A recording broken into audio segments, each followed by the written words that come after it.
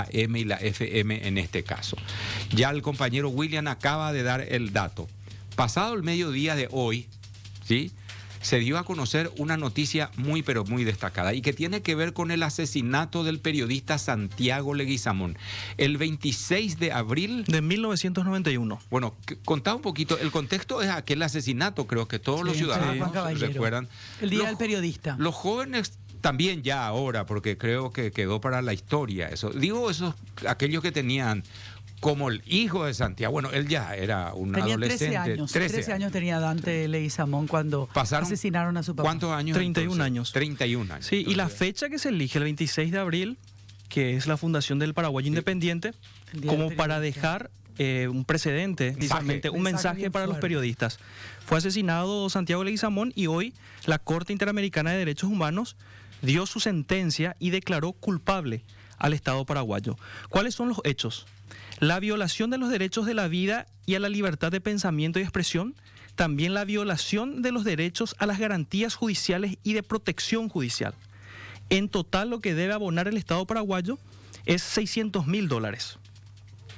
Indemnización por ingresos no percibidos para la esposa e hijos de Santiago Leguizamón, $105.000, más de $110.000 como indemnización, $80.000 como daño inmaterial, $15.000 por costos y gastos para la CODEUPI y $290.000 como daño inmaterial a favor de los familiares. Dante Leguizamón, hijo de Santiago Leguizamón, está en línea y creo que siguió de cerca todo este proceso que culminó con esta declaración el día de hoy. Dante, buenas tardes. Buenas tardes, Oscar, Menchi, Fito, William, ¿cómo están? Vos estás fuera del país, ¿verdad? No, estoy en Asunción. En Asunción. No, porque pensamos que habías ido, porque no fue presencial. Yo creí que iba a ser presencial allá, tu participación. Bueno, pero ya estamos aquí. Contanos un poquito, pasaron demasiados años y finalmente esta noticia le pone qué cosa en el caso particular de tu familia, Dante. Sí, así como decís, Oscar, pasaron tantos años. Bueno, para nosotros, para la familia, es muy importante, digamos, haber logrado la sentencia en contra del Estado paraguayo, en los términos también de la sentencia, porque la sentencia reconoce no haber protegido a Santiago, no haber asegurado también que pueda ejercer la libertad de expresión. También reconoce que no ha brindado derechos de justicia y protección judicial con relación a la familia y también con relación a la integridad física de Santiago, de la familia. En ese proceso también la Corte reconoce no solo podríamos decir, el hecho de que no ha investigado el Estado, sino que ha realizado acciones bastante deliberadas y bastante inoperantes con relación a la búsqueda de justicia, ¿verdad? Y también las medidas, ¿verdad? Existen medidas muy importantes relacionadas al derecho a la verdad para poder determinar efectivamente la situación de quiénes fueron los que asesinaron a Santiago. Hay medidas relacionadas también a la protección de periodistas, o sea, la necesidad del estudio y la promulgación de una ley de seguridad de periodistas, la necesidad de dotar de recursos a la mesa de seguridad de periodistas y otras medidas de no repetición que son importantes. Y después también las medidas indemnizatorias que ya hicieron mención, ¿verdad? Para nosotros, ya hace un tiempo importante, digamos, el caso de Santiago se convirtió, pasó, digamos, o por lo menos le dimos esa intencionalidad que el caso de Santiago pueda lograr tener el impacto que tuvo el asesinato, ese impacto que buscó la mafia el 26 de abril del 91 al mediodía, con esa aparatosidad en el medio de la frontera, en plena frontera seca, de alguna manera marca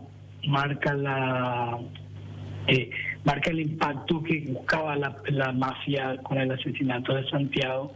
Entonces nosotros hace mucho tiempo ya nos planteábamos que la sentencia queríamos que tenga también un impacto diferencial, un impacto importante hacia la sociedad paraguaya y sobre todo hacia la posibilidad de un ejercicio de la libertad de expresión sin amenazas, sin ataque, o por lo menos previniendo y dotando de mecanismos y herramientas de seguridad en ese sentido, ¿verdad?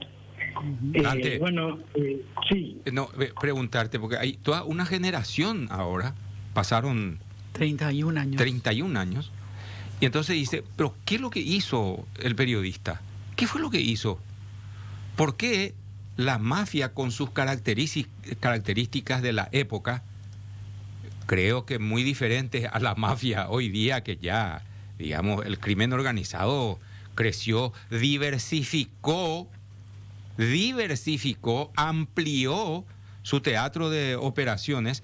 La mafia se concentraba en algunos grupos importantes, sus fines, sus actividades económicas no eran probablemente rigurosamente lo que es hoy, con sicariato, con narcotráfico. Posiblemente lo hacían, claro que lo hacían. Narcotráfico ya era y hace mucho tiempo. Contrabando también ya teníamos, grupos mafiosos. ¿Qué hizo Santiago Leguizamón, entre comillas, para estar en el foco de la mafia de entonces? Sí, Santiago desde la radio, bueno, primero estamos hablando, ayer justamente la radio cumplía 47 años de su fundación. El 15 de diciembre del 75, Santiago sale al aire por primera vez de radio en Borocuyá. Él va desde Asunción, de estudiar acá y de compartir con varios, con usted y con varias personas, a trabajar en la radio allá. Y desde un primer momento la radio se constituyó, podríamos decir, en eco de la comunidad, en un espacio abierto a la comunidad perujuanina, a las comunidades campesinas, a las comunidades indígenas. Y Santiago, muy curioso, podríamos decir, sobre la situación, sobre qué pasaba en Pedro Juan Caballero. Pedro Juan Caballero tiene la particularidad de ser una frontera seca con el Brasil, y ya desde ese momento, en el 75, ya en esa época era un espacio donde la mafia y los distintos negocios turbios imperaban en la zona, muchísimos de ellos desarrollados por propias autoridades de la dictadura y propias autoridades que quedaron posteriormente, ¿verdad? Entre eso, Santiago denunciaba distintas cuestiones, además de su preocupación por comunidades campesinas, indígenas, medio ambiente. Tenía como una preocupación muy especial con relación, bueno, y al meterse con todo eso se metía con la distribución de la tierra, se metía con la distribución, con los negocios turbios como los marihuanales en su momento, y con el rollo tráfico. Pero podríamos decir que las últimas investigaciones que sellaron la muerte de Santiago, que lograron que efectivamente la mafia tome esa decisión, tienen que ver con a procesos de triangulación de la soja brasilera plantada, soja que se plantaba en el Brasil y entraba a Paraguay y salía desde Pedro Juan Caballero como soja paraguaya, entre otros negocios, ¿verdad? En Pedro Juan, en los 80, había una cámara de soja de la Mambay, liderada por Fat Yamil, Fernando Mendonca, y con, por supuesto, la veña del compadre de Fat Yamil, Andrés Rodríguez. Y al desnudar esos procesos de contrabando, al desnudar el nivel de violencia, también en ese momento fueron asesinados algunos empresarios, un empresario español que que quería entrar en el negocio, digamos, pero evidentemente no nos dejaron entrar en el negocio y lo mataron. Al desnudar todos esos procesos, al desnudar el poder de Saad Yamil, ligado a Andrés Rodríguez, es cuando, digamos, la mafia determina y ordena la muerte de Santiago, en clara búsqueda de demostrar y de hacerlo bastante amedrentar. Claro. Amedrentamiento para que nadie se meta con el tema, divulgando cómo operaba la mafia, lo de la triangulación particularmente, y un negocio que dejaba pero muchísimo dinero, ¿sí?, a muchísimos que participaban, no solamente en Pedro Juan, tenían ya entonces sus nexos con grupos económicos en el Paraguay que, por supuesto, estaban al amparo, habían estado al amparo de la dictadura chronista. Claro, a Santiago lo matan después del golpe de 1989, pero recordemos que muchas de esas estructuras estaban intactas y probablemente todavía tengan algunas ramas que siguen latiendo, porque heredan, así nomás es, perfeccionan y siguen creciendo. De eso se trata.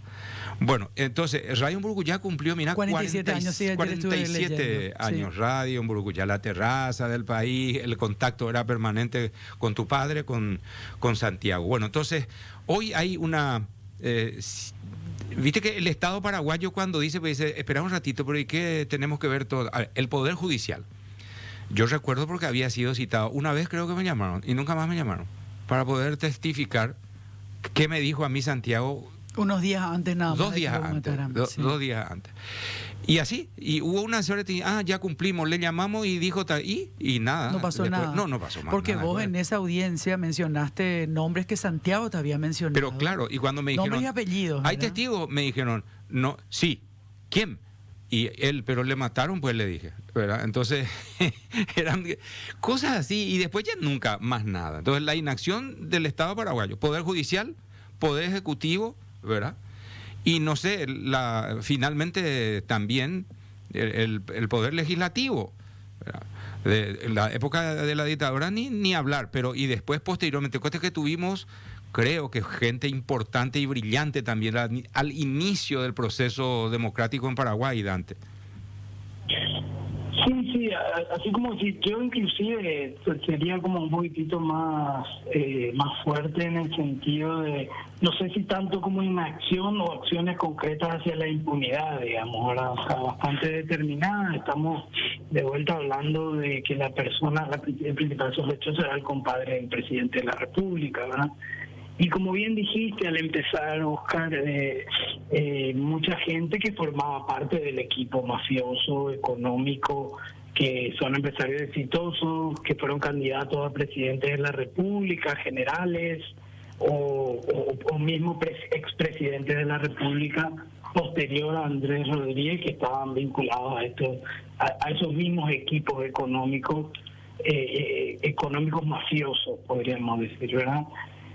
La responsabilidad, por supuesto, del Estado inicialmente con relación a la justicia y con relación también al Poder Judicial, que si uno mira el expediente, o si uno hace el análisis del expediente judicial de investigación, a veces realmente parece un chiste las dilaciones y los problemas que presentan documentación simple. Por ejemplo, el envío de un oficio al Brasil, una nota al Brasil, se enviaba sin traducir o se enviaba traducida sin la certificación oficial, digamos. Entonces hay ahí como, y para enviar el expediente tardaron aproximadamente 5 años, digamos, ¿verdad? Entonces realmente ahí había una intencionalidad de que no se conozca y que no se de que no se conozca la verdad, sobre todo. Ni siquiera hablamos de sanción en este momento, ¿verdad?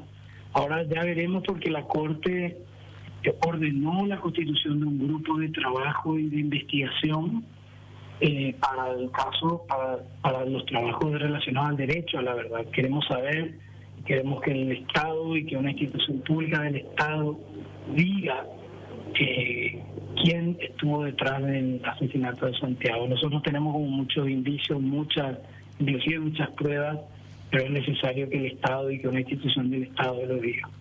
¿Y hay plazos, Dante, para la conformación de esta mesa? Mesa creo que mencionaste, o grupo que tendría que buscar esta información. No pudimos leer en detalle la sentencia todavía, pero entiendo que lo que dice que este grupo de trabajo tiene que crearse inmediatamente y tiene un plazo de 2 años para cerrar el trabajo, digamos, ¿verdad? Bueno, muchísimas gracias, Dante, por explicarnos todo lo que ocurrió en esta jornada y los puntos de esta resolución. Y de alguna manera es una reparación esto, ¿verdad? Sí, de la Corte Interamericana de Derechos Humanos. No le dio la justicia paraguaya, pero le otorga la Corte Interamericana de Derechos Humanos. Gracias, Dante. No, muchísimas gracias a ustedes por el apoyo de siempre y muchísimas gracias por todo.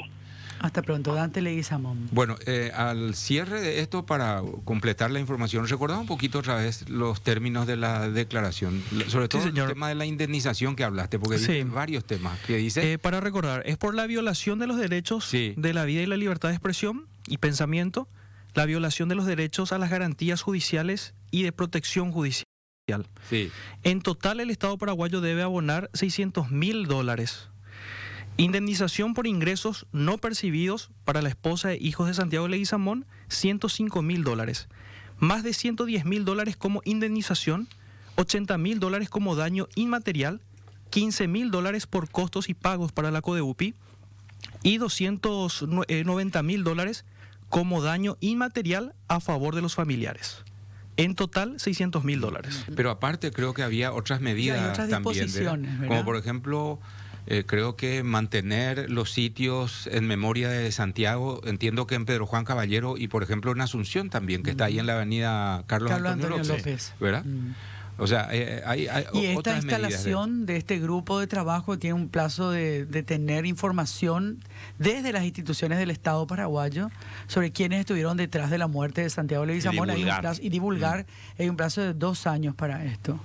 Y además de alguna manera habla también de una protección también a la labor de los periodistas en Paraguay. Sí, porque hay una comisión que se formó. La creación de una ley. Sí, exactamente. Sí. Dice, el Estado realizará las publicaciones de la sentencia y su resumen en portales oficiales. El Estado realizará un acto público de reconocimiento de responsabilidad internacional. El Estado reinstalará el Premio Nacional para Periodistas Santiago Leguizamón, el cual deberá otorgarse de forma anual por al menos 5 años. El Estado tomará las medidas necesarias para la preservación de los lugares destinados a honrar la memoria del señor Santiago Leguizamón. Para ello, deberá declarar el monolito ubicado en la ciudad de Asunción y la plaza ubicada en Pedro Juan Caballero como sitios de memoria, de acuerdo con lo establecido en la normativa interna, y adoptar en el plazo de 1 año las medidas necesarias para la recuperación de estos lugares, como el objeto de que se cumpla como función conmemorativa. El Estado asignará un presupuesto anual suficiente que garantice el adecuado funcionamiento de la Mesa para la Seguridad de Periodistas del Paraguay.